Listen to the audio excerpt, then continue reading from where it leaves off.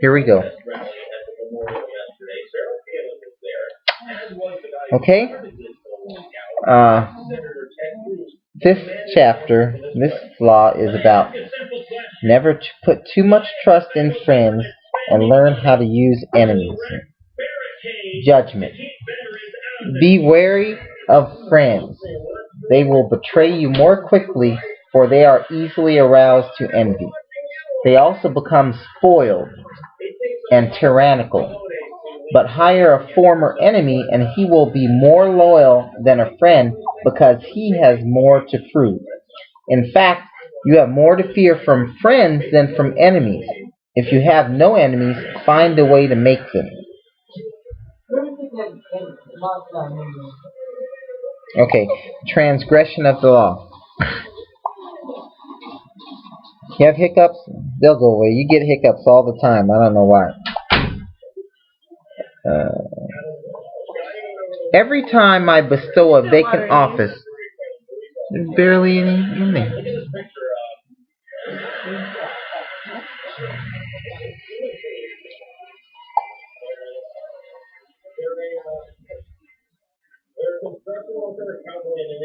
He does like two different types of suctions. He does like the little bit where he's not really getting anything out of it, then he does the full gulp. That's what it comes out. I've noticed that.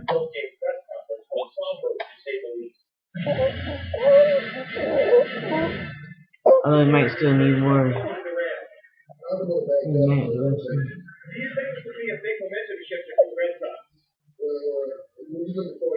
Oh, you're recording. I'm sorry, I didn't know you were recording. No, it's fine.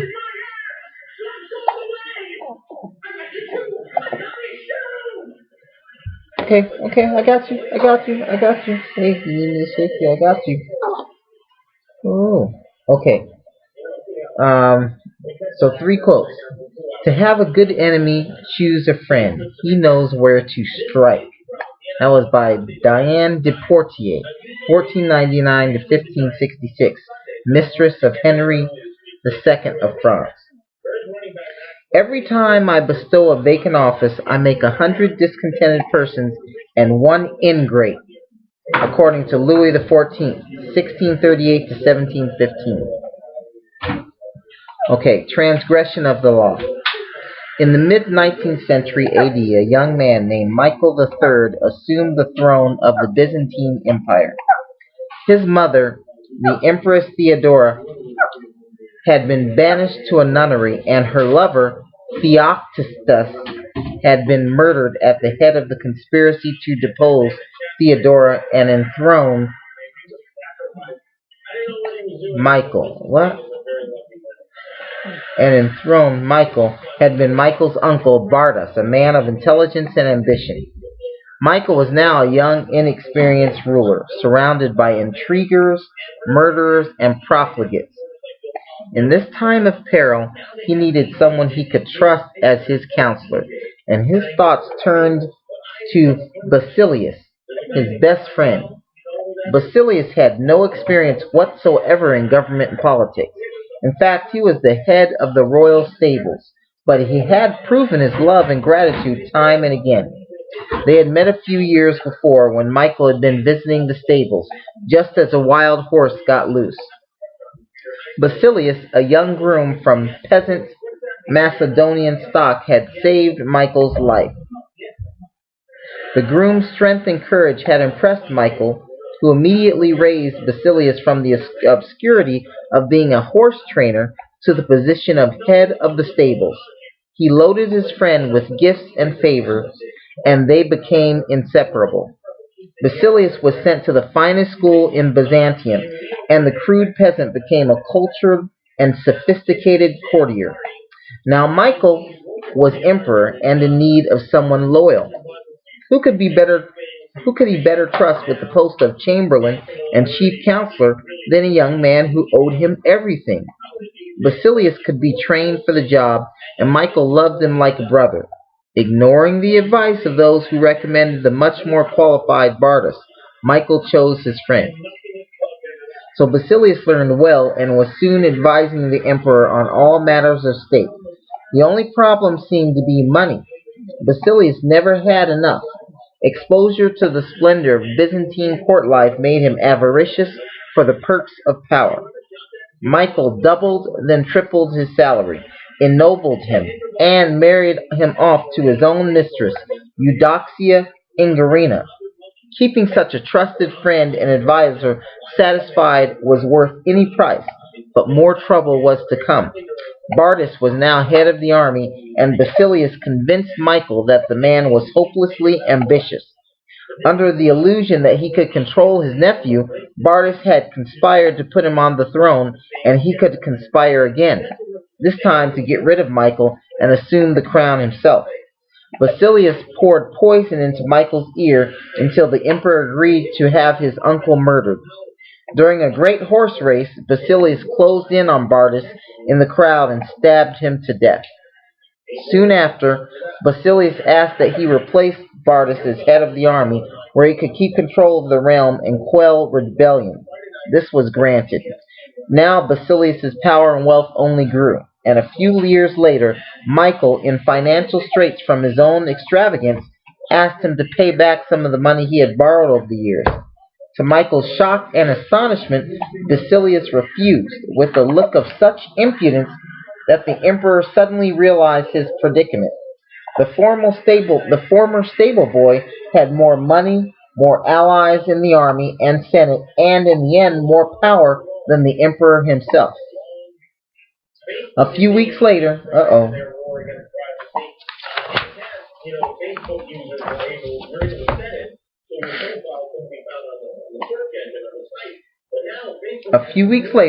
after a night of more power or a night of heavy drinking, Michael woke to find himself surrounded by soldiers. Basilius watched as they stabbed the emperor to death. Then, after proclaiming himself emperor, he rode his horse through the streets of Byzantium, brandishing the head of his former benefactor and best friend at the end of a long pike. Michael III staked his future on the sense of gratitude he thought Basilius must feel for him. Surely Basilius would serve him best. He owed the emperor his wealth, his education, and his position. Then, once Basilius was in power, anything he needed, it was best to give him, strengthening the bonds between the two men. It was only on the fateful day when the emperor saw that impudent smile on Basilius's face that he realized his deadly mistake. He had created a monster. He had allowed a man to see power up close, a man who then wanted more, who asked for anything and got it, who felt encumbered by the charity he had received and simply did what many people do in such a situation. They forget the favors they have received and imagine they have earned their success by their own merits. Oh, you okay? You okay, baby? You gotta be careful, he's been choking more lately too. It's scary when they do it. I think he got rid of the hiccups, huh? This is extra, so I'm taking it away. Okay. The hiccups are gone. Okay. I probably need a bird one too. Well, I Wait a mean, minute. It's lovely. you okay, baby? I don't worry about you. ABC Jimmy Kimmel Live, brought to you by T-Mobile. Unleash. I worry about you, baby. Our son Jeremy is in Europe, and his wireless company charges extra for data outside the U.S., so we're going to give it a bring it from the phone. Jeremy, turn it on. If you see him, tell him T-Mobile has coverage around the world with no extra charges. I'm crying out loud there. What's it in? Okay.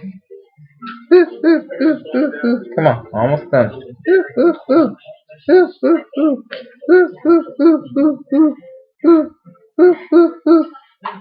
At Michael's moment of realization, he could still have saved his own life, but friendship and love blind every man to their interests.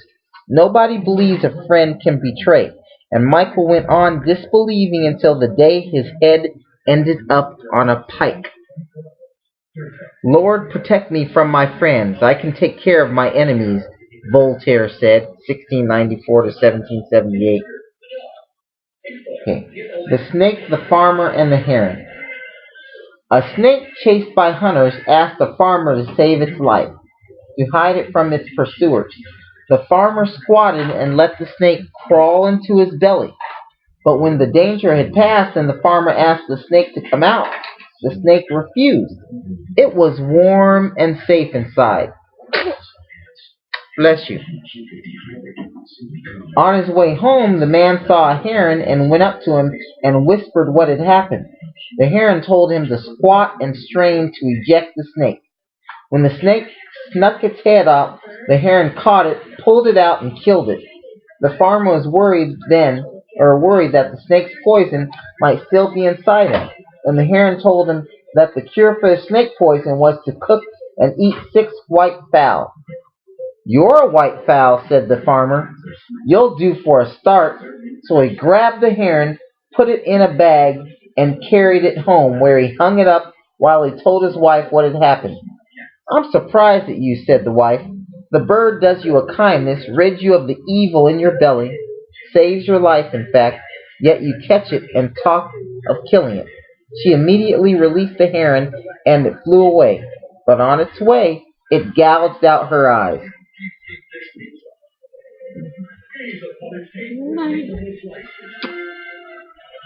The moral of this story is, when you see water flowing uphill, it means that someone is repaying a kindness. I think Machiavelli said it best. He said, what did he say? Gratitude is a debt that people don't want to go around paying, whereas revenge is sweet or something. But people tend to just do things in their best interest. Just like I've told you before, the only ones who truly have your best interest at heart is your mom, me, and your grandmothers, and certain other relatives. Not even all the relatives, but we totally are in your corner. Okay? So you just have to be wary. Friends are all nice, Facebook friends and everything, but they're really for themselves, not you. So you always have to be careful who you make a friend, okay? You understand me, little boy? See how he looked at me when I kissed him? This is good stuff. I'm telling you now. I know you might not remember every second of it this second, but that's why I'm making a video, so that it can always be a record and you can always look at it. I only tell you important things, basically. Nothing I tell you is pointless. Everything has a point. Okay? Okay, baby? Mr. Elijah, you remember this. You might remember when you get older. We really love you. We want to make sure that, that you learn from our mistakes and our experiences. Okay? Do you have anything to say? I'm wide awake. You want another story? It's so hard. I love you, baby.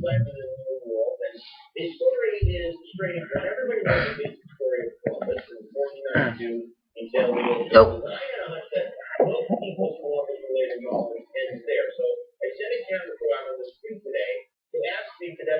Hey. Hey. Hey. He's just throwing it slow. Okay, you can leave it there on the table. Hey, baby. Good night. I'm going upstairs. I'm taking this to be by the bed. Okay. I'll have them up shortly. Hey, baby, that's you. That's you, Mr. Elijah. Mr. Elijah, that's you. Huh? See? See? Right there? See? See? Huh? That's you. Ah! See? Hey! Hey! You're going to be 10 times, a billion times more powerful than your old man. You're going to be smarter, better, better looking. You're already better off than I am. I'm telling you that right now. Look at this big, beautiful house your mom has. Okay? And we're all here to take care of you. Okay? We're in your corner. We're here for you. Okay, little boy? That's why we're here. I love you, Mr. Elijah. I love you so much. Just remember that if there was, oh my God, if there was any way I could stay here every day of your life, I swear to God I would. I swear to God I would. And maybe it's possible, I don't know. But I'm going to be here as long as I can to help you out. I will. That's my job. I'm your daddy. Okay? It's my job to help you as much as possible. I am your father. Okay? It's around 11:53. I gotta study for work. Okay? Okay, I already fed you. I don't think you gotta eat. Are you okay?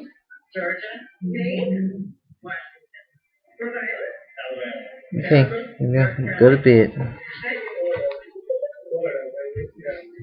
Hey, baby.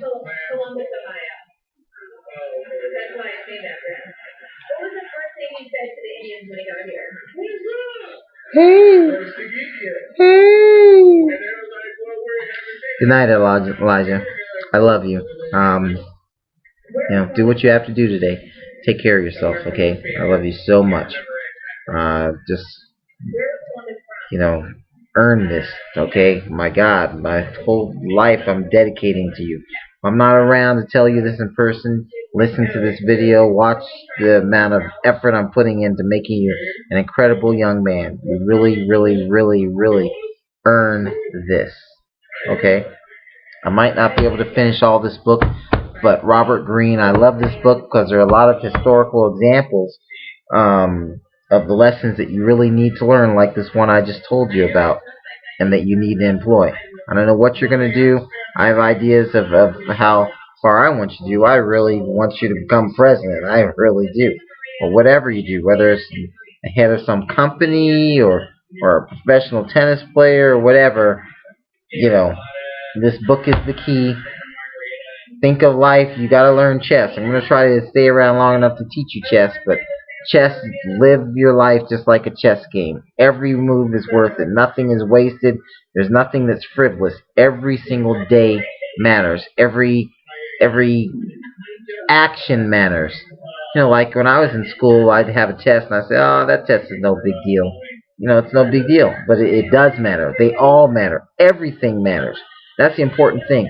And the thing about a chess game, it takes forever for you to accomplish something, and it takes only a second to destroy it. Always remember that. Never, ever, ever, ever, ever, ever, ever let your guard down. Because one simple mistake, and you're gone. It's over. It's a waste.